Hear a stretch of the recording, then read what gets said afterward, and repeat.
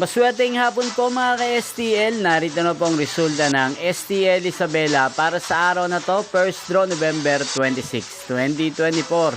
Araw ng Martes, naway ang mga natayan niyo pong mga numero kanina ay manalo nawa ngayong hapong ito, 1 PM. Kaya kunin niyo na pong yung mga tickets.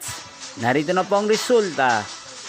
Ang mga numerong nanalo sa STL Isabela ngayong hapong ito, 1 PM, first draw result, 23 at 16 in exact order. Sa lahat po ng tumaya kanina para sa first draw ng 23 at 16, congrats po sa inyo. Panalo po kayo. Again, 23 at 16 in exact order. At shoutout po natin ngayong hapong ito sa STL Isabela, si Ate Martina.